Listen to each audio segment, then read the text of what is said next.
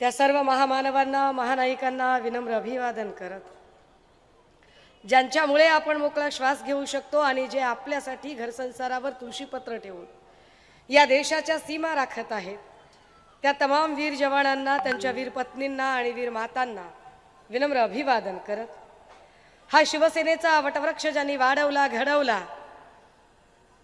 आणि महाराष्ट्राची सत्ता, मत्ता, अस्मिता बाधित ठेवण्यासाठी अवघा देह झिजवला, त्या वंदनीय बाळासाहेबांना अभिवादन करत, केवळ माझं आणि माझ्या कुटुंबाचं नाही तर या पंचक्रोशीतलं, या भागाचं नाव, या पंचक्रोशीतल्या लोकांचं तर भलं झालंच पाहिजे, परंतु ते होताना या संबंध भागाचं नाव फक्त राज्यात आणि देशात नाही तर जगभरात नेण्याचा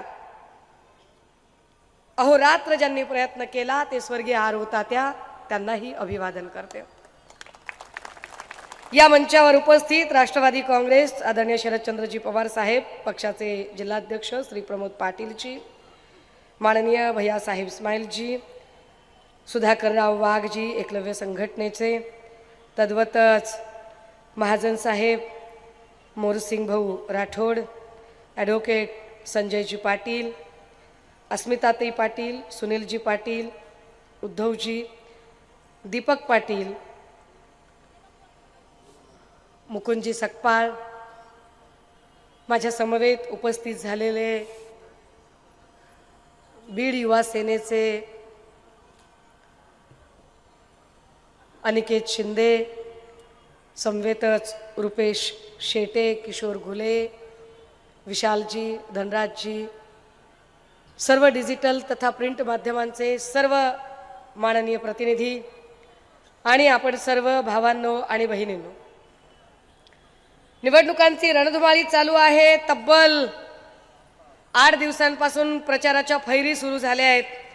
वेगवेगळ्या पक्षांचे नेते येत आहेत, आपापलं म्हणणं मांडत आहेत आणि पक्षांचा प्रचार चालू असताना मोठ्या प्रमाणामध्ये पैशांचा ऊत आलेला आहे।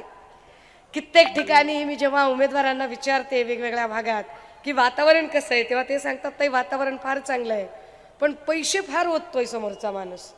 आणि मला प्रश्न पडतो की यांच्याकडे एवढे पैसे आलेत कुठून? म्हणजे उदाहरणार्थ ते संभाजीनगरला एक वाचाळ बदमाश उभा राहिलेला आहे, तर त्याची साधारणतः 2019ला जी प्रॉपर्टी होती ती 3.5 कोटी प्रॉपर्टी होती निवडणूक आयोगाकडे ऑन रेकॉर्ड। आत्ता 2024ला त्याने फॉर्म भरला आणि त्याची ऑन रेकॉर्ड निवडणूक आयोगाकडे प्रॉपर्टी 55.5 कोटी आहे। तर 5 वर्षात असं काय दिवे लावले, 5 वर्षात असं नेमकं काय केलं बाबा की त्याची प्रॉपर्टी एकदम 10 कोटीने वाढली? हा माझ्यासाठी अनाकलनीय प्रश्न आहे।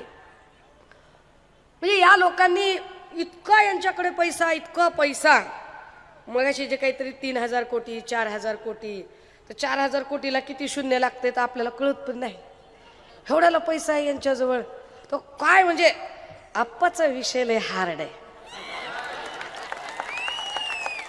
आप्पाचा विषय लय हार्ड आहे ना। आप्पाकडं खोक्यांनी कार्ड आहे, 50 खोक्याचा जोर आहे सगळं। आप्पाचा विषय लय हार्ड आहे, आप्पाकडे 50 खोक्यांनी कार्ड आहे। आप्पाला घरात काय, आप्पाला मतदारसंघात नाही मान आहे, पण तरी बी आप्पाचा एकनाथ शिंदेकडे बराच म्हणे लाड आहे। आप्पाचा विषय लय हार्ड आहे। हे किशोरप्पा यांच्यावर मी काही फार बोलायची गरज नाही। बरंच काही बघत होते येताना, काय झालं नेमकं मतदारसंघात, कोण काय बोललं, कोण काय बोललं। मतदारसंघातलं एक कुणाचं तरी भाषण मी ऐकत होते, बहुतेक त्यांची मुलगी किंवा अजून कोणीतरी असेल। मग ती बिचारी रडते, ती बिचारी पाणी पिते, ती बिचारी पुन्हा रडते, ती बिचारी पुन्हा असं एकदम तिला कड येतोय, असं आवंडा गिळून ती बिचारी। आणि म्हटलं अरे एवढं असं काय दुःख झालंय? तर मग आमच्या पप्पांनी खूप काम केलं, आमच्या पप्पांनी एवढं काम केलं ना की पप्पांना आमच्याकडे बघायला मिळत नव्हता। कशासाठी माया एवढं करायचं? पप्पांना घरी बस म्हणायचं, एवढं कशाला? म्हणजे पप्पा काय आम्हाला काय असं भाकरण भाजी चुरून खाऊ घालत होते का काय? हा का पप्पा आमच्या घरात येऊन भाकरी थापत होते का आमचा कापूस वेचत होते का आमचं सोयाबीन खुरपून देत होते? पप्पांनी आमच्यासाठी केलं म्हणजे केलं काय? केलं काय पप्पानी आमच्यासाठी? मग आमचे पप्पा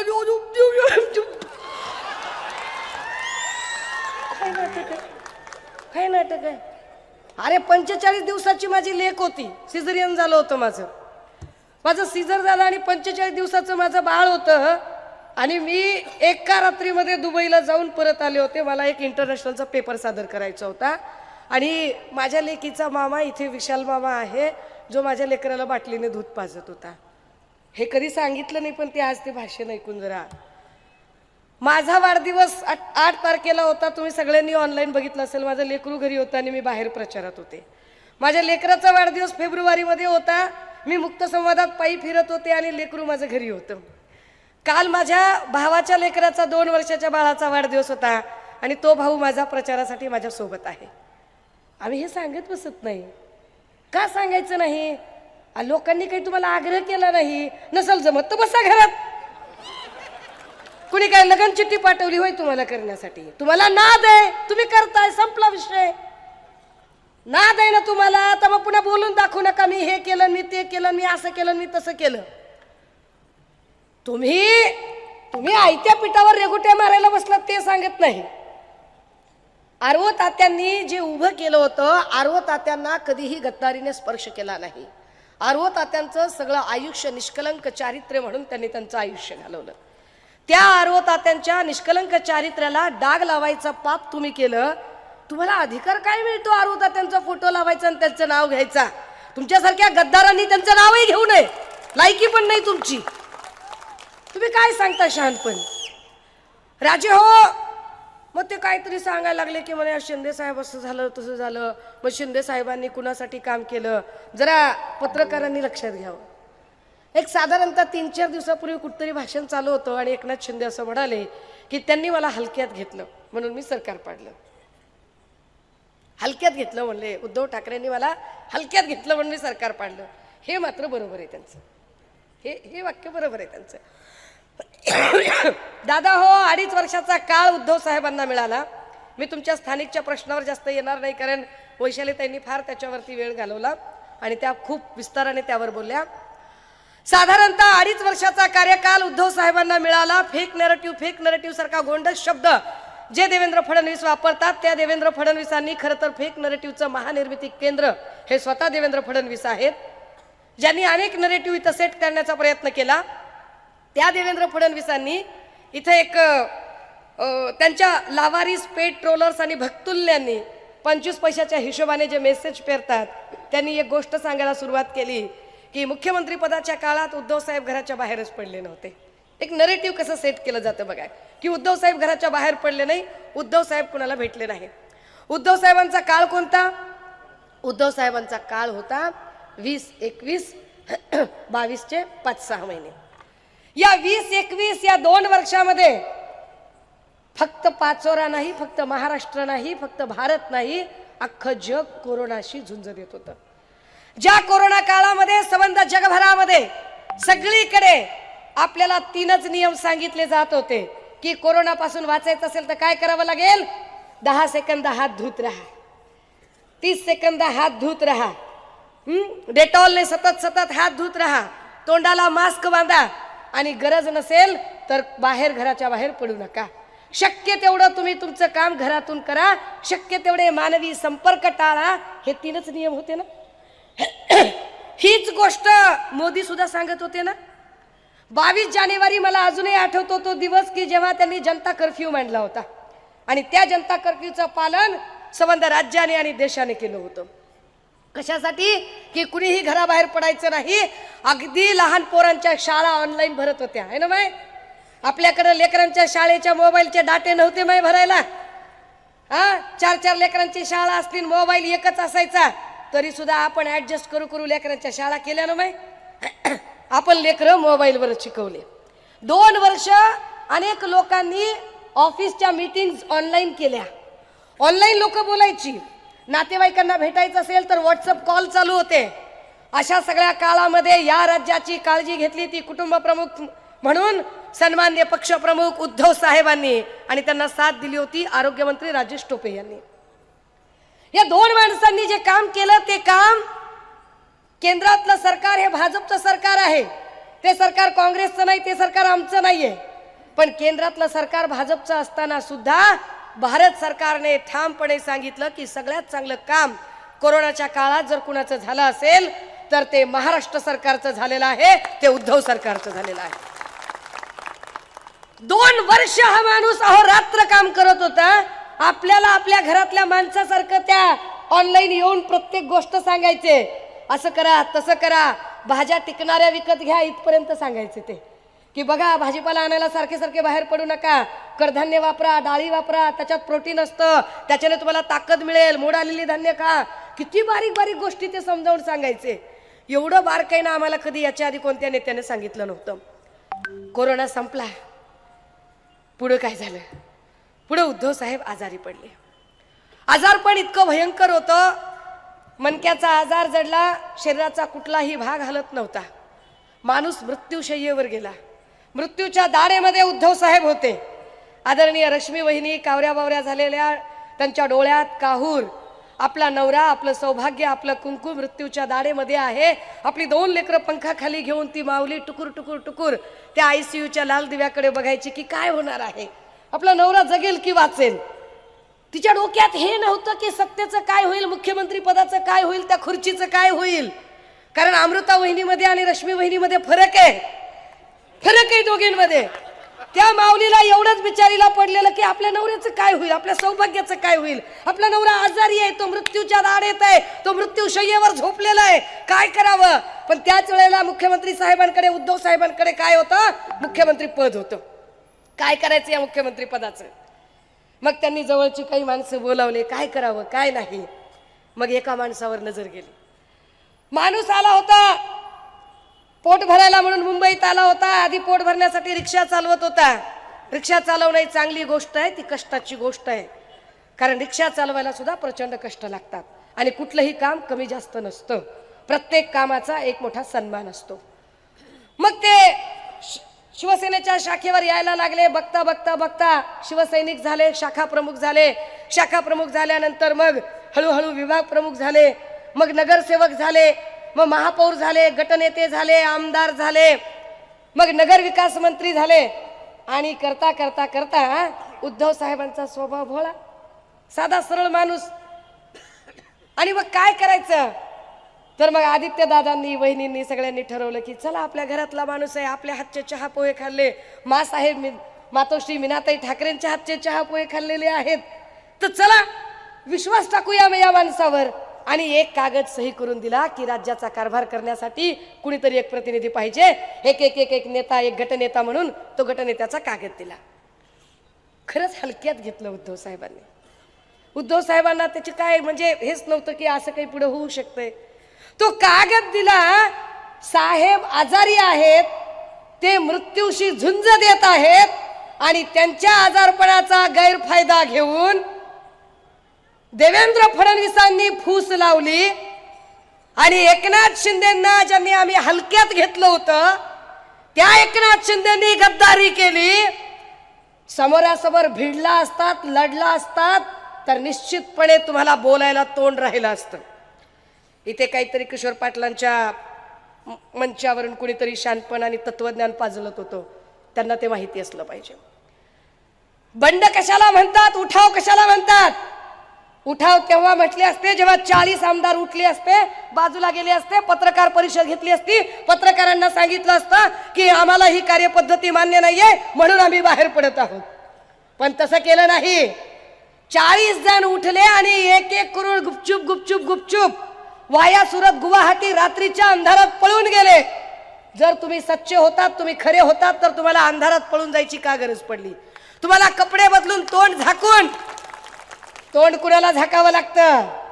तुम्ही अशा उंच माथ्याने, उजळ माथ्याने का बोलला नाही? का तुम्हाला तोंड झाकावं लागलं? आपण बोललो त्यांनी तोंड झाकलं म्हणून आपण बोललो नाही.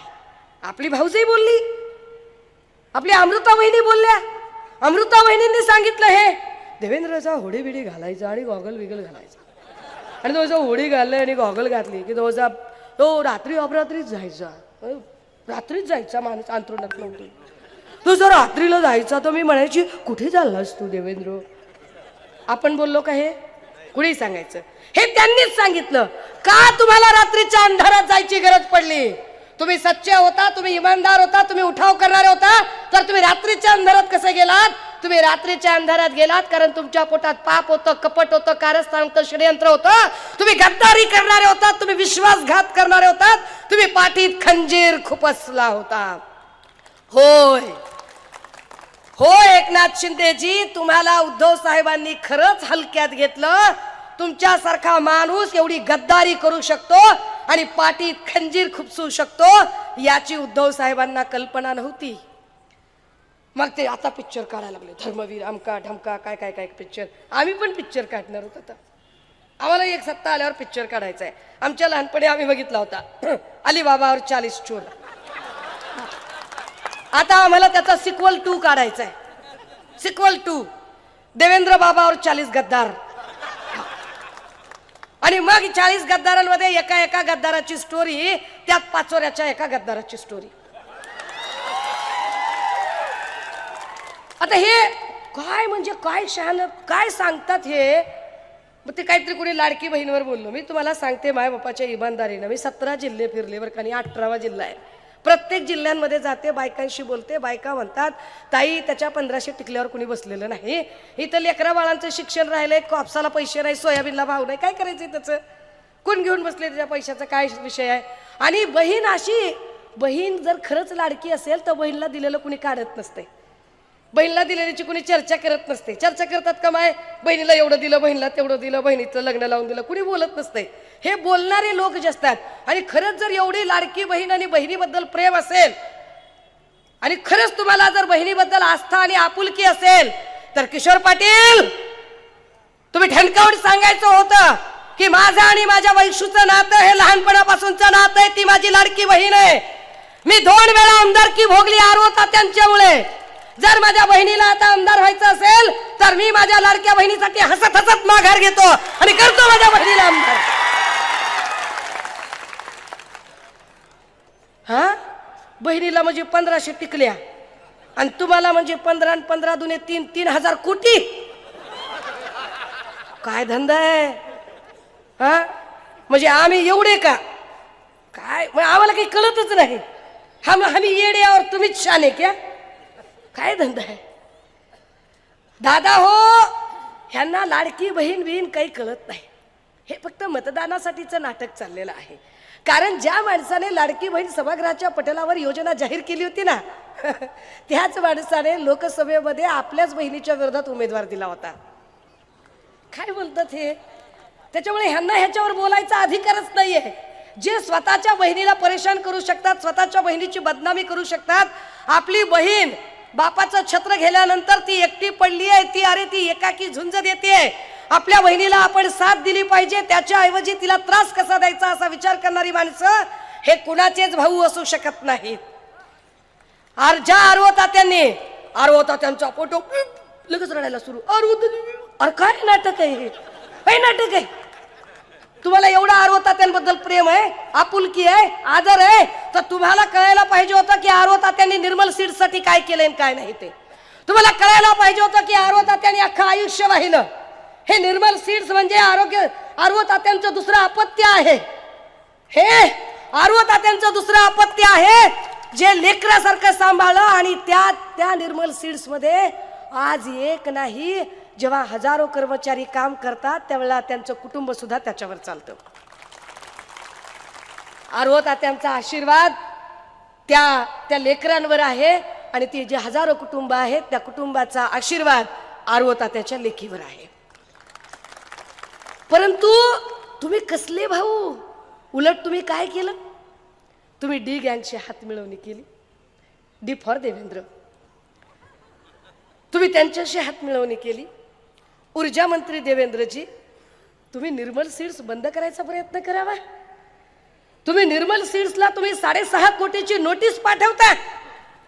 तुम्ही छुपे वार करता.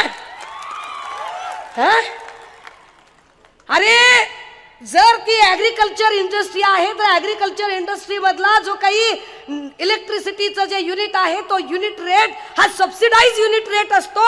हे उघड आहे. सबसिडाइज जर त्याचा युनिट रेट असेल तर तुम्ही त्याला कमर्शियल 12 रुपयाचा रेट लावलात कसं काय?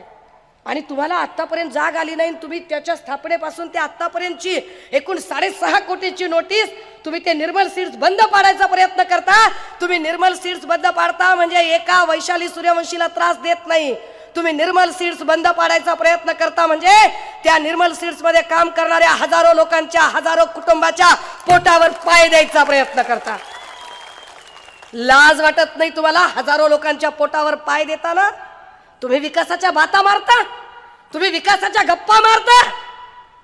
शोभतात तुम्हाला या गप्पा?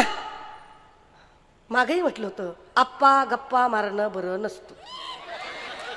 आप्पावर गद्दारीचा ठप्पा आहे आणि ज्याच्यावर आहे गद्दारीचा टप्पा तो आहे किशोर आप्पा, आणि त्यानं मारू नयेत अजिबातच गप्पा.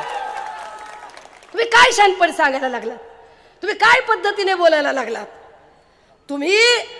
तुम्ही या भागाचा काय विकास केला आणि काय नाही विकास केला हे आम्हाला चांगलं माहिती आहे.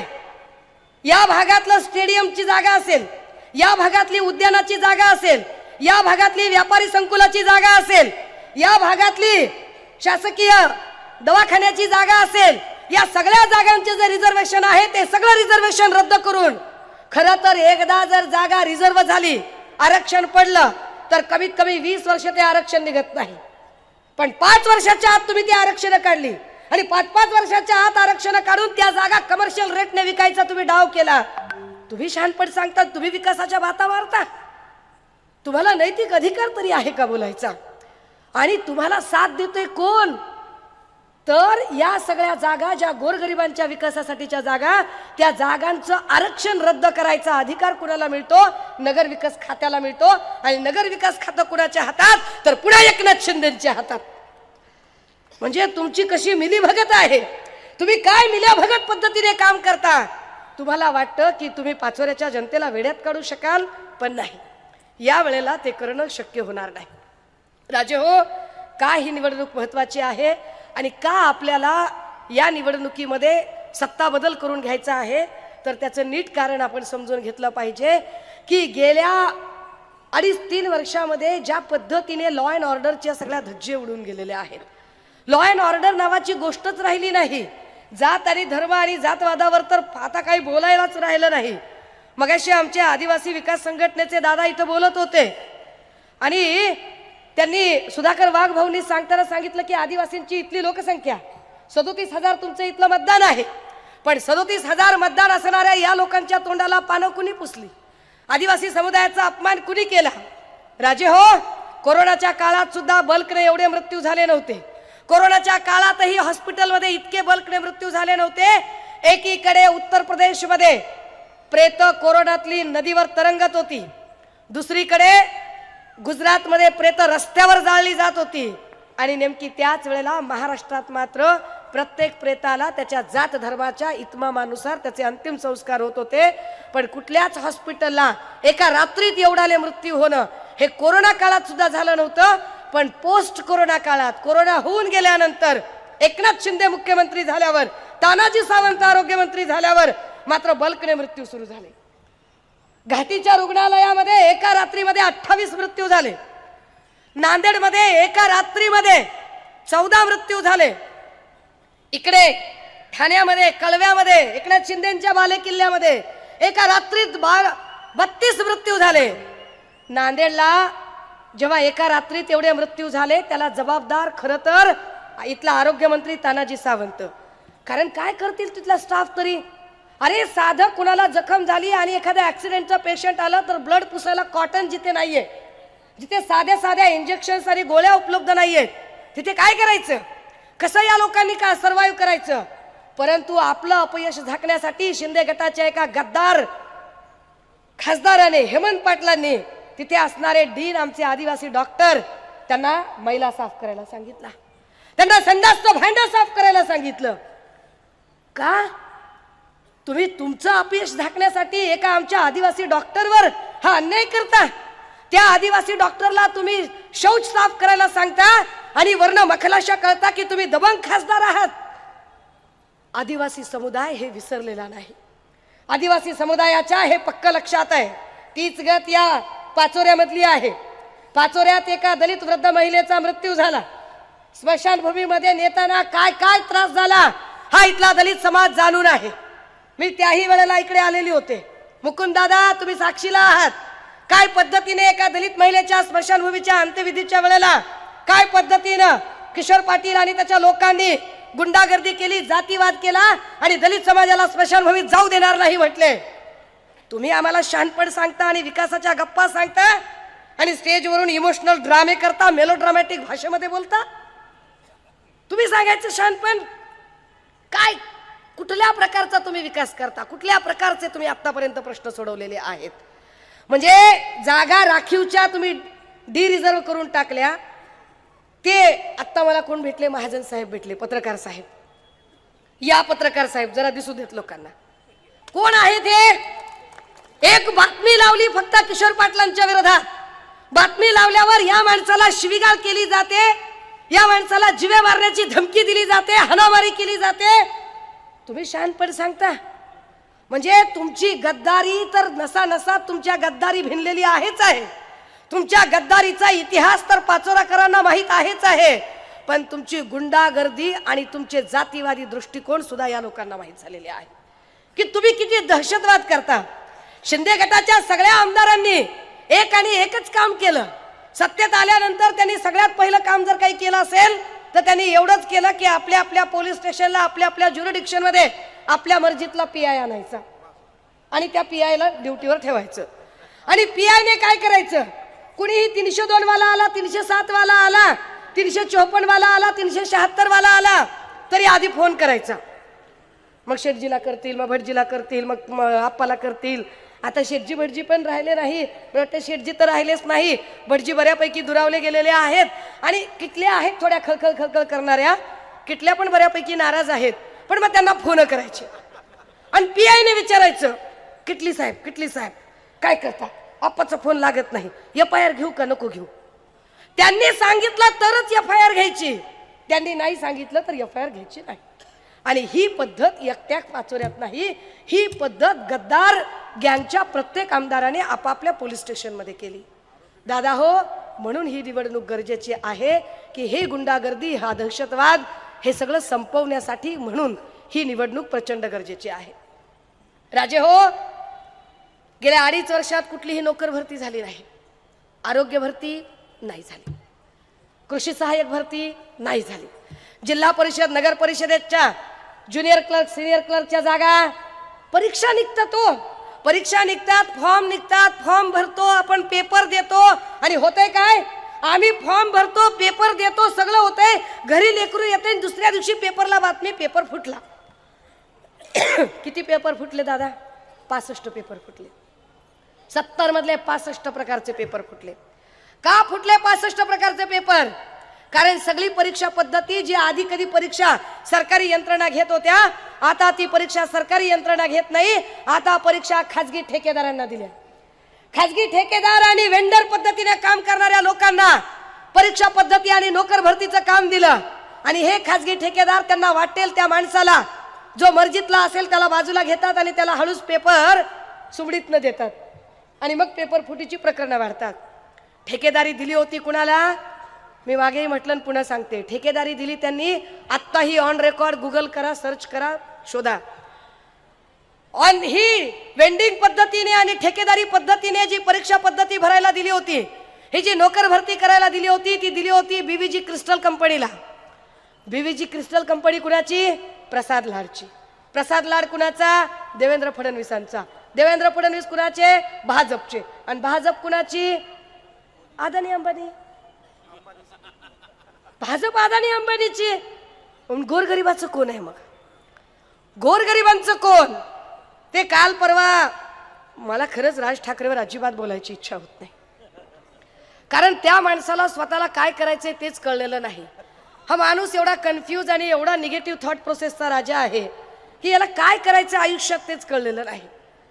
या माणसाने कधीही याच्यावरती चकार शब्द बोलला नाही की अरे 70 पैकी 65 प्रकारच्या परीक्षांचे पेपर फुटले, म्हणजे या सगळ्या ज्या आमच्या माय मावल्या आहेत, ज्यांनी आपल्या लेकरांना पोटाला चिमटा घेऊन शिकवलेलं आहे, ज्यांनी आपल्या लेकरांच्यासाठी खस्ता खाल्ल्या, ज्यांनी आपलं लेकरू 8वी झालं, 9वी झालं, 10वी झालं की झालं, आता 2 वर्ष 11वी 12वी झाली की लेकराला माझ्या नोकरी लागती. झालं आता 2 वर्ष की माझं लेकरू नोकरीला लागते. अपेक्षा करून करून ज्या माय मावल्यांनी आपल्या लेकरांना शिकवलं त्या लेकरांना नोकऱ्याच नाहीत, लेकरं नुसता असा मोबाईल. आणि आया म्हणतात सारखा काय रे मोबाईल मध्ये बोट घालीशील बो, जा बाहेर जा जरा काम बघ. कुठं काम बघणार आहे लेकरू, बाहेर काम कुठं आहे, नोकर भरती निघत नाही, जाहिरात निघत नाही. आणि पहिले लोक किमान मुंबई पुण्यांना जायचे आणि कंपन्यांमध्ये जाऊन काहीतरी नोकरी शोधायचे, पण आता मुंबई पुण्यामध्ये जाऊन नोकरी शोधायची पण परिस्थिती राहिली नाही, कारण एक एक एक एक प्रकल्प यांनी गुजरातला पाठवला, एकही प्रकल्प महाराष्ट्रात ठेवला नाही. जेवढे म्हणून आम्हाला रोजगार देण्यासारखे प्रकल्प होते ते सगळेच्या सगळे प्रकल्प यांनी गुजरातला पाठवले. आणि या सगळ्या प्रकल्पांमधून नुकसान केलं त्यावर कुणी चकार बोलायचं नाही. तुमच्या लेकरांचं भविष्य घडवायचं असेल तर या वेळेला बदल करावा लागेल. हा बदल करताना अजून एक गोष्ट लक्षात ठेवावी लागेल की का बदल करणं गरजेचं आहे. मी मगाशी म्हटलं की लॉ अँड ऑर्डरचा विषय फार महत्वाचा आहे. देवेंद्र फडणवीस नावाच्या माणसाला आंदोलनच हाताळता येत नाही, एकनाथ शिंदे नावाच्या माणसाला लोकांशी बोलता येत नाही. लोकांशी बोलणे म्हणजे फक्त रील काढणे नसतं. विमानात बसला की रील चालू, विमान कुणी थांबवलेलं माझ्या बापाला बघितलं नाही कधी. रील दाखवतात, साहेबांनी विमान थांबवून फोन केला म्हणे. अरे विमान थांबवून रेंज कशी आली तिथं, म्हणजे किती तुम्ही वेड्यात करता माणसांना. नुसते रील्स करायचे, वडापाव खाताना रील, याला लोकसंपर्क म्हणत नाहीत. तुमच्याकडे मराठा समुदायाने आरक्षणाची मागणी केली, काय केलं तुम्ही, शांतपणे बसलेल्या मराठा समुदायावर तुम्ही लाठी हल्ला केला आणि मराठा समुदायाला तुम्ही जखमी केलं. तुम्ही जाणीवपूर्वक आंदोलन चिघळवण्याचा प्रयत्न केला. तीच गत त्यांनी बारसू रिफायनरीला कोकणामध्ये केली. कोकणातला सगळा कोकणी माणूस जो रिफायनरीमुळे जर रिफायनरी झाली आणि दूषित पाणी जर समुद्रात सोडलं तर समुद्रातला सगळा मासा तडपडून मरून जाईल. आणि समुद्रातला मासा जर तडपडून मेला तर या कोकणी माणसाला स्वतःच्या उदरनिर्वाहासाठी, स्वतःच्या उपजीविकेसाठी साधन काय राहील. म्हणून ही माणसं आंदोलनाला विरोध करायला लागली. पण जेव्हा ही माणसं आंदोलनाला विरोध करायला लागली तेव्हा त्यांच्यावर सुद्धा लाठी हल्ला करायचा प्रयत्न केला. लगेच लाठी हल्ला, अख्खे बारसू रिफायनरीच्या लोकांना ठोकून काढायचा काम एकनाथ शिंदे आणि देवेंद्र फडणवीसांनी केलं. तिकडे देहू आळंदीला वारकरी एकत्रित आले. वारीमध्ये लोक लाईनीत ज्ञानेश्वर माऊलीचं दर्शन घ्यायला लागले. काय झालं त्या वारीमध्ये, 4 पारध्याची माणसं वारीमध्ये दर्शन घ्यायला आली. ठरवून टाकलं लगेच शिंदेंनी, आदिवासी आहे, पारधी आहे तर चोरच आहे. बस ती माणसं नुसती लाईनीत आहे म्हटल्यावर अख्ख्या वारकऱ्यांना ठोकून काढायचे आदेश एकनाथ शिंदेंनी दिले. तुम्हाला हाताळता येत नाही प्रकरण. तीच गोष्ट बदलापूरला झाली. 3 वर्षाचं चिमुरडं बाळ, 3 वर्षाच्या लेकराला बलात्कार शब्द वापरावासा वाटत नाही. 3 वर्षाच्या बाळावर बलात्कार होतो, जगायचं कसं माणसाने. त्या पुण्यामध्ये हिंजवडीला 70 वर्षाच्या आजीवर बलात्कार झाला. 8व्या मजल्यावरून 70 वर्षाची आजी फरफटत खाली 6व्या मजल्यावर आणली आणि 28 वर्षाच्या माणसाने बलात्कार केला. कळलं सुद्धा नसतं कुणाला. खाली सिक्युरिटी गार्ड आहे, सीसीटीव्हीत बघितला 6व्या मजल्यावर काहीतरी गैरप्रकार घडतोय. वर जाईपर्यंत 70 वर्षाची आजी बेशुद्ध पडली होती. इथं 70 वर्षाची आजी सुरक्षित नाही. त्या बदलापूरमध्ये 3 वर्षाचं बाळ, त्या बाळाला सांगता येत नाही आपल्यासोबत काय झालंय. बाळ सांगते आईला, आई माझ्या शूच्या जागी मुंग्या चावल्यासारख्या होतात. या सगळ्यांवरती तो वामन म्हात्रे नावाचा नीच माणूस पत्रकार महिलेला म्हणतो, तू कशासाठी आलीस बातम्या कव्हर करायला, अशी काही वागते तस काय तुझ्यावरच बलात्कार झालाय. पत्रकारांना बोलण्याची भाषा यांची. त्या वामन म्हात्रेवर गुन्हा दाखल व्हावा म्हणून 7 तास मी उन्हात बसले, 7 तास उन्हात बसले, तेव्हा कुठे FIR झाली. पण ज्याच्यावर FIR होण्यासाठी आम्ही 7 तास उन्हात बसलो त्याचा जामीन 2.5 तासामध्ये झाला. त्याच्यातल्या आपटेला अटक आतापर्यंत झाली नाही, त्यातल्याही आपटेला अटक झाली नाही. आणि समुद्र किनाऱ्यावरचा पुतळा पडला त्याला जबाबदार असणाऱ्या आपटेलाही अटक झाली नाही. या आपटेला का आपटलं नाही, का केलं नाही तुम्ही हे काम. बदलापूरमध्ये सगळे पालक रस्त्यावर आले की आपली लेकरं, मी आई आहे, मला छोटी लेक आहे, काही झालतं आमचं, घाबरतो आम्ही, भीतो आम्ही, काळजाचा थरपाक उडतो आमच्या. जेव्हा सगळे आईबाप रस्त्यावर आले तेव्हा त्या आईबापांच्या अंगावर सुद्धा लाठी हल्ला करण्याचे आदेश याच एकनाथ शिंदेंनी दिले. आंदोलन हाताळता येत नाहीत यांना. लॉ अँड ऑर्डर सांभाळता येत नाही यांना. ड्रग्ज मध्ये तर किती लोक, किती पिढी गारद व्हायला लागली. काल दादा हुसेनच्या मतदारसंघात होते. त्या नाशिकमध्ये एमडी ड्रग्जचे एवढे मोठे मोठे कारखाने सापडले. देवेंद्र फडणवीस नुसतेच म्हणत राहिले की मी ड्रग्जचा नेक्सस बाहेर काढणार आहे. कधी बाहेर काढणार होते नेक्सस? कधी देणार होते न्याय? अजूनही ड्रग्जचा नेक्सस बाहेर निघाला नाही. ललित पाटील नावाचा माणूस ससूनमध्ये बसून ड्रग्ज विकत होता. कळलं नाही यांना. यांचे पोलीस लॉकअप मधल्या कैद्यांना ड्रग्जची पाकिटं देत होते. याचे स्टिंग ऑपरेशन करून आपण व्हिडिओ दिले. कळलं नाही या लोकांना. आणि काय अपेक्षा करायची त्या गृहमंत्र्याकडून, ज्या गृहमंत्र्याला स्वतःच्या बायकोलाही सुरक्षा देता येत नाही. सभागृहाच्या पटलावर देवेंद्र फडणवीसांनी सांगितलं की अलिक्षा जयसिंघानी नावाची बाई माझ्या बायकोवरती स्पाईंग करत होती, माझ्या बायकोचे व्हिडिओ रेकॉर्ड करत होती, मला त्याच्यातलं काही फारसं माहित नाही म्हणून. हे काय प्रकरण आहे? का अलिक्षा जयसिंघानी नावाची बाई व्हिडिओ रेकॉर्ड करत होती? जर गृहमंत्र्याच्याच बायकोचे व्हिडिओ रेकॉर्ड होत असतील, गृहमंत्र्याचीच बायको सुरक्षित राहत नसेल, तर आमच्या सारख्या गोरगरिबाच्या सामान्य घरातल्या लेकीबाळींच्या सुरक्षेचं काय? हा गृहमंत्री फेल गृहमंत्री आहे, नापास गृहमंत्री आहे. महाराष्ट्राला आतापर्यंत लाभलेला सगळ्यात नापास गृहमंत्री म्हणजे देवेंद्र फडणवीस. दादा हो, अरे कधी काळी गुन्हे घडत असतील, लोक रात्री अपरात्री कुणाला सुपाऱ्या देत असतील, मारामारी करत असतील, खून दरोडे पाडत असतील, हे घडलंही असेल. पण गेल्या 2.5 वर्षातली परिस्थिती काय बघा. गेल्या 2.5 वर्षामध्ये लोक एकमेकांना फेसबुक लाईव्ह करून मारायला लागले. गेल्या 2.5 वर्षामध्ये त्या कल्याणमध्ये तो गणपत गायकवाड, महेश गायकवाड चक्क पोलीस स्टेशन मध्ये ठोकाठोकी सुरू झाली. पोलीस स्टेशन मध्ये गोळ्या घातल्या. बाबा सिद्दकी वाय दर्जाची सुरक्षा असताना बाबा सिद्दकी सारख्या आमदाराला गजबजलेल्या परिसरात गोळ्या घातल्या गेल्या. कुठे आहे लॉ अँड ऑर्डर? का पोलिसांचा धाक नाही? का पोलीस स्टेशन मध्ये गोळ्या घातल्या जातात आणि तरीही पोलीस काहीच करू शकत नाहीत? पोलीस काहीच करू शकत नाहीत कारण पोलिसांचा धाकच राहिला नाही. कारण पोलिसांनी एफआयआर घ्यायची का नाही घ्यायची हे आमदारांच्या मनावर ठरतं. आमदारांनी सांगितलं तर एफआयआर घ्यायची, आमदारांनी नाही सांगितलं तर एफआयआर नाही घ्यायची. आणि तेवढ्यातून जर एखाद्या पोलिसाने ठरवलंही काही करायचं तर त्यांची चिल्लर सगळे आठाने बाराने ते पुढे येतात आणि ते सांगतात, ए पोलिस हो, काय व्हिडिओ रेकॉर्ड करता रे माझे? व्हिडिओ रेकॉर्ड करता का? तुमच्या बदल्या गडचिरोलीला करतो काय? तुमच्या बायकोला व्हिडिओ नेऊन दाखवता का? ते लघु सूक्ष्म मध्यम काय धंदा आहे. काही बोलायला गेलं की ए काय करायचं ते करून घ्या रे, आपला बाप सागर बंगल्यावर बसलाय. अरे काय, तुझ्या बापाचा पत्ता मलाच माहित आहे ना, कणकवलीला आहे.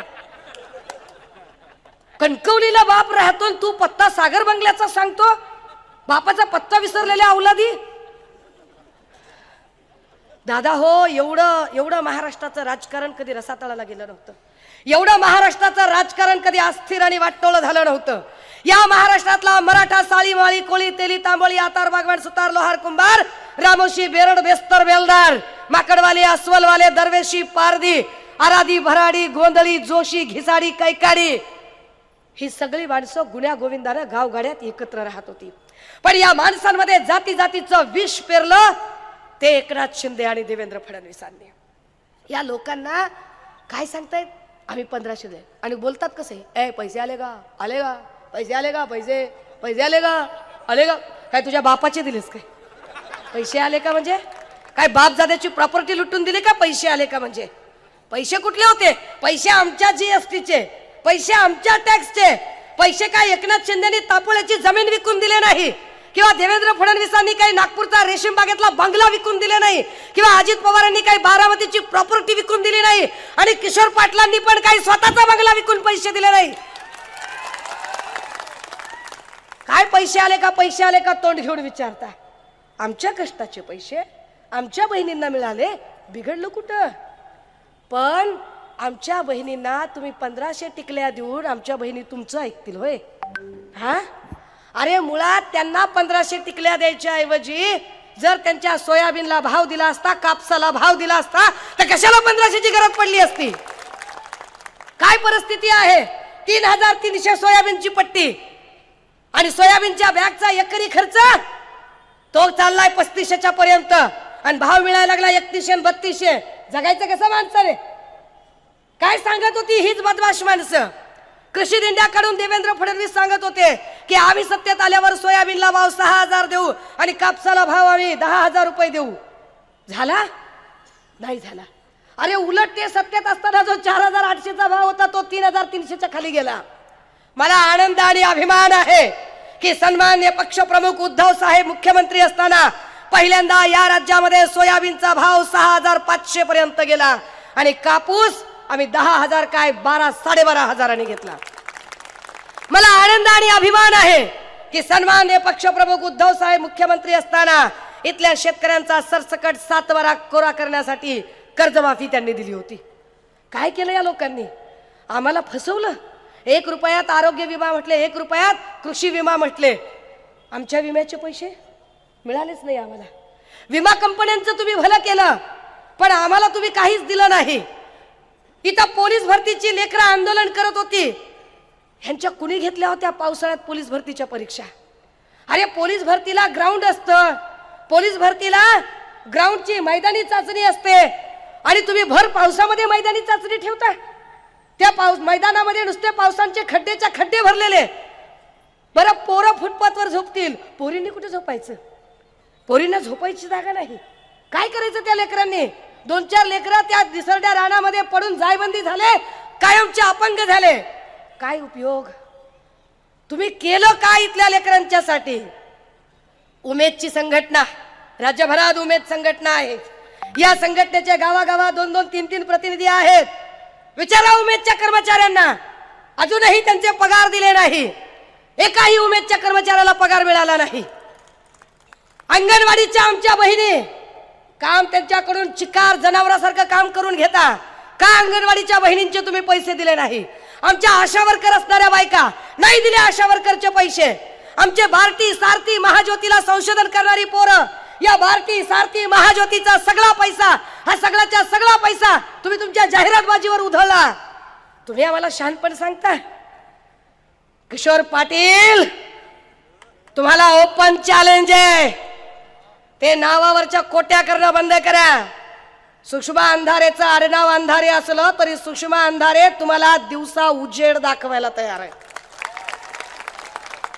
लय हिम्मत असेल ना तुमची तर रडण्याची नाटकं करू नका, इमोशनल ड्रामे करू नका.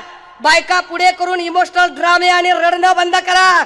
एका मंचावर या समोरासमोर डायस टाका आणि तुम्ही सांगायचं आणि मीही सांगायचं की तुम्ही काय काम केलं राज्यासाठी, काय काम केलं तुम्ही पाचोऱ्यासाठी, काय लेकी बाळींची सुरक्षा केली. अरे बदलापूरच्या त्या प्रकरणानंतर पुन्हा 17 घटना घडल्या. 17 ठिकाणी कुठं 9 वर्षाचं लेकरू, कुठं 5 वर्षाचं लेकरू, कुठं 4 वर्षाचं लेकरू. बलात्कार शब्द वापरू वाटत नाही या लेकरांच्यासाठी. त्या परभणी जिल्ह्यात पाथरी तालुक्यातल्या सोनपेठमध्ये 3 वर्षाचं बाळ बालवाडीत शिकणार. 3 वर्षाचं बाळ सांगते, माऊ माऊ ते शिक्षक जे आहेत ना ते सर आहेत ना माऊ, शाळेच्या मागे माऊ कर्दळी आहे माऊ. त्या कर्दळीची पानं तोडून आणली आणि त्यांनी खाली अंतरली आणि त्याच्यावर माऊ. लाज वाटत नाही तुम्हाला? आणि यांच्यात काय बोलावं या लोकांबद्दल? ह्यांच्या शोपीस बाहुल्या बसलेल्या महिला आयोगामध्ये, शोपीस बाहुल्या म्हणून काम करणाऱ्या, सोयीस्करवादाच्या धनी असणाऱ्या यांच्या महिला कार्यकर्त्या या प्रश्नांवर काही बोलत नाहीत, चकार शब्द काढत नाहीत. नुसतं टुकू टुकू टुकू टुकू टुकू टुकू. हा, अशाला प्रश्न सुटत नाहीत. उगाच अंगावर जपानून पांघरलेली महागडी साडी नेसून, स्वदेशी आंबाड्यात मेड इन अमेरिकेच्या प्लास्टिक फुलांचा गजरा माळून, केसात इंग्लंडचं बक्कल खोचून आणि टांझानियाची टिकली माथ्यावर लावून, ओठावर नायजेरियाची लिपस्टिक चिकटवून, ब्राझीलहून आणलेल्या उंच उंच चपला पायात घालून महिला मुक्तीवर बोलतात. महिलेच्या प्रश्नावर इकडे या कापसाच्या रानात पळाट्यामध्ये कापूस वियाचा कंबर कशी भरून येते ती बघा. या जरा सोयाबीनच्या रानात आणि बघा सोयाबीन काढणीचं काय होतंय ते, आणि मग कशी स्किन राबते आणि मग कसं कळतंय ते कष्ट करणं काय असतंय ते. तुम्ही आम्हाला शानपण सांगता?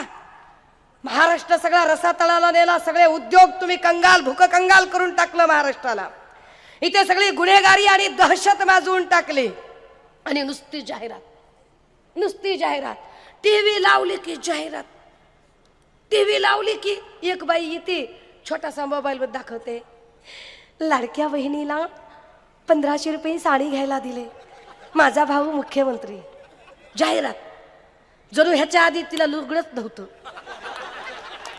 काय धंदा, काय बोलणं. अरे किती पानसटपणा कराल, किती पानसटपणा कराल, किती जाहिराती कराल. वारंवार सांगते माया हो, ॲडव्हर्टाईज कुणाची असते माय. आपण एवढे टीव्ही लावतो माय, आपण मोबाईल बघतो. जाहिरात साध्या गोष्टीची असते का?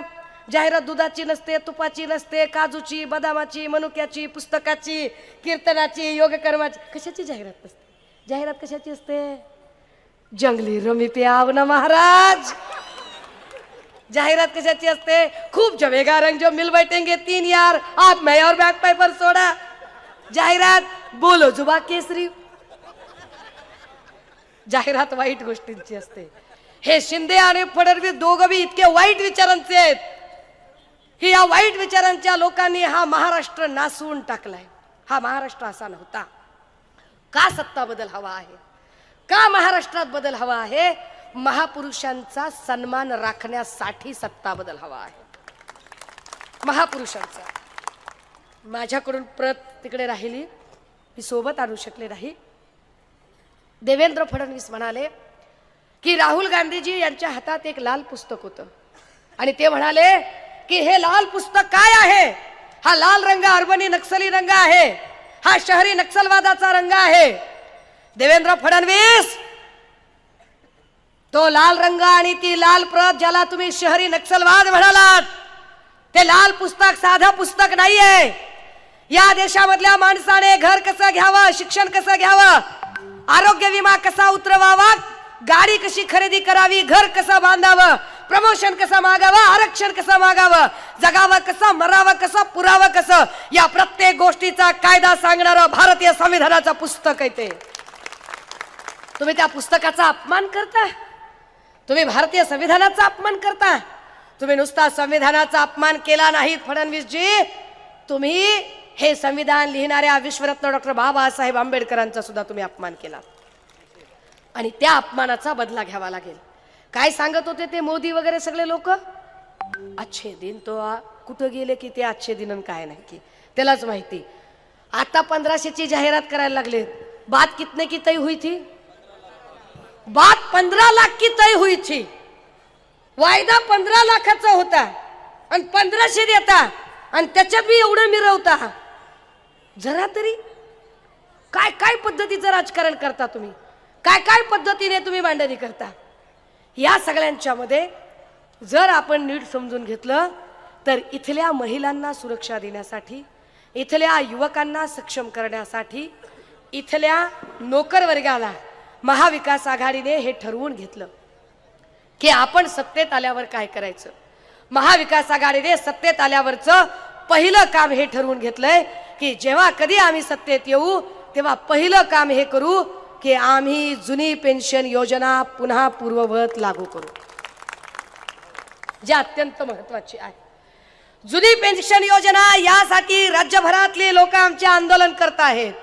सन्मान्य पक्षप्रमुखांनी शिर्डीच्या जुन्या पेन्शन धारकांच्या अधिवेशनामध्ये जाऊन ही घोषणा जाहीर केली आणि ठामपणे सांगितलं की सरकार आल्यावर आमची ही पहिली जबाबदारी असेल की आम्ही पहिल्यांदा जुनी पेन्शन योजना आम्ही लागू करू. आम्ही आमचं म्हणणं मांडताना सांगतोय की ही जी ठेकेदारी पद्धतीने जी नोकर भरती आहे, ही ठेकेदारी पद्धती बंद करून पुन्हा एकदा महाराष्ट्र पब्लिक सर्व्हिस कमिशन अर्थात राज्य लोकसेवा आयोग या सरकारी नोकर भरती करणाऱ्या यंत्रणेचं अधिक बळकटीकरण करत सगळ्या प्रकारच्या परीक्षा आणि नोकर भरतीची यंत्रणा ही पुन्हा एमपीएससी मार्फत पूर्ववत करण्यासाठी आम्ही प्रयत्न करू. आम्ही सांगतोय की राज्यामध्ये 90,000 होमगार्ड्स आहेत. या 90,000 होमगार्ड्सना फक्त आणि फक्त गणेशोत्सव, दुर्गा उत्सव आणि एखादी जत्रा एवढ्यामध्ये बंदोबस्ताला काम मिळतं. पण या 90,000 होमगार्डच्या साठी जून 2021 ला सन्मान्य पक्षप्रमुख उद्धव साहेबांनी एक GR केला होता आणि त्या GR वर सही करून सांगितलं होतं की 22 मध्ये आपल्याला याचा अंमलबजावणी करायची आहे. काय करायचं होतं की 90,000 जे होमगार्ड आहेत त्या होमगार्ड मध्ये प्रत्येकी 2 होमगार्ड हे वेगवेगळ्या शाळांवरती नियुक्त व्हावेत, जेणेकरून शाळेतल्या मुली शाळा सुटल्यावर सुरक्षितपणे घरी जाऊ शकतील, आणि त्या होमगार्डना सुद्धा पगार मिळेल। यातलं त्यांच्या पेमेंट करत असताना अर्ध पेमेंट हाफ ऑफ 50-50 ने काही भाग शासनाने उचलावा, काही भाग संबंधित संस्थेने उचलावा, असं करून आपल्याला होमगार्डचा प्रश्न निकाली काढता येईल असं म्हटलं होतं। परंतु जून 2022 मध्ये गद्दारी झाली आणि गद्दारीमुळे तो GR ॲज इट इज राहिला। आम्ही पुन्हा एकदा सांगतोय, आम्ही सत्तेत आलो की हा होमगार्डचा प्रश्न आम्ही पुन्हा निकाली लावू। आम्ही ठामपणे सांगतोय की राज्यामध्ये SC आणि STच्या मुलांसाठीचे हॉस्टेल्स आहेत, अनुसूचित जाती आणि जमातीच्या मुलांसाठीचे हॉस्टेल आहेत, पण नॉमॅडिक ट्राइबच्या मुलांना तिकडे ऍडमिशन मिळत नाही। जी भटक्या विमुक्त जमाती ब क ड प्रवर्गातली मुलं आहेत त्या मुलांच्या ऍडमिशनचे प्रश्न निर्माण होतात। त्यामुळे भटक्या विमुक्त जमाती ब क ड प्रवर्गातील मुलांच्यासाठी शहरी भागात हॉस्टेल्स उभे राहावेत, यासाठीचा आमचा पहिला प्रयत्न असेल आणि आम्ही त्यासाठी कटिबद्ध राहू। आम्ही ठामपणे असं सांगतोय की ज्या आरक्षणाच्या प्रश्नावर यांनी इतके दिवस घोळवलं, मराठ्यांनाही भुलवलं आणि ओबीसींनाही भुलवलं, तो प्रश्न का बरं निकाली लागला नाही? कारण इंदिरा साहनी खटल्यानुसार 50%च्या वर आरक्षण मर्यादा जात नाही म्हणून। आणि आम्ही आमच्या जाहीरनाम्यात, महाविकास आघाडीच्या जाहीरनाम्यात सांगितलं की हे आरक्षण मर्यादा 50%पेक्षा वर येण्यासाठी स्टेटच्या हातात नाहीये, राज्य सरकारच्या हातात नाही, हा विषय कम्प्लिटली केंद्र सरकारच्या हातात आहे। पण स्टेटने किमान असेंब्ली रिझोल्यूशन पास करून पाठवावं लागतं।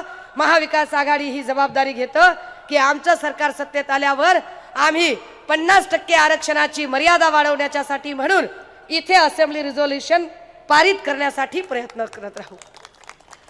आम्ही ही जबाबदारी घेतोय की आमच्या सगळ्या महिला भगिनी, त्या उमेदमध्ये काम करणाऱ्या असतील, त्या अंगणवाडीच्या असतील, त्या आशा वर्कर असतील किंवा आमची पोलीस भगिनी असेल, या सगळ्याच कर्मचारी महिला ज्या काम करणाऱ्या आहेत, या कर्मचारी महिलांना सेक्शुअल हॅरेसमेंट पासून सुटका होण्यासाठी, या सगळ्या महिलांना कामाच्या ठिकाणी होणारा लैंगिक अत्याचार आणि लैंगिक त्रास, त्यांची होणारी कुचंबना, त्यांना वेगवेगळ्या ज्या गोष्टींना सामोरं जावं लागतं, या सगळ्यातनं त्यांची सुटका होण्यासाठी दिशा कायदा अधिक जास्त ताकदवर करणं आणि दिशा कायद्याची अंमलबजावणी करणं आणि त्याच सोबत जिथे कुठे सेन्सिटिव्ह एरियात गरज आहे तिथे निव्वळ आणि निव्वळ महिलांना न्याय मिळावा, यासाठी महिला पोलीस स्टेशन आम्हाला उभे करता येतील का, यासाठी प्रयत्न करणं ही आमची जबाबदारी असेल आणि आम्ही त्यावर काम करू। ते म्हणतात 1 नेशन 1 इलेक्शन। खरं तर 1 नेशन 1 इलेक्शन हे भारतीय संविधानाच्या विरोधी आहे। 1 नेशन 1 इलेक्शन आपल्याकडे होऊ शकत नाही, कारण आपण संघराज्य शासन पद्धती स्वीकारली आहे।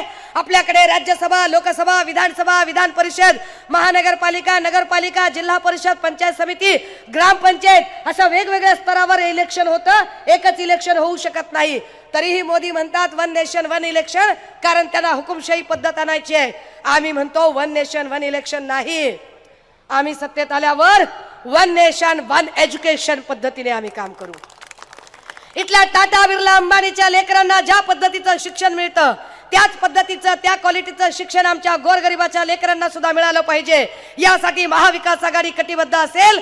आणि म्हणून आम्ही आमच्या वचननाम्यामध्ये स्पष्ट म्हटलेलं आहे आणि सांगितलेलं आहे की मुलींना शिक्षण देणे तर गरजेचे आहेच आहे, पण मुलींच्या शिक्षणा इतकेच मुलांचे शिक्षण सुद्धा महत्त्वाचे आहे। म्हणून जाहीरनाम्यात स्पष्ट केले की मुली इतकेच मुलांचे शिक्षण सुद्धा मोफत केले जाईल, ते गरजेचं आहे। आणि म्हणून महाविकास आघाडीसाठी म्हणून आपण सगळ्यांनी सोबत राहणं गरजेचं आहे। दादा हो, या निवडणुकीमध्ये पैशाचा पूर आहे, खोक्यांनी पैसे आलेत त्यांच्याकडे, त्यामुळे ते पैसे भरपूर वाटू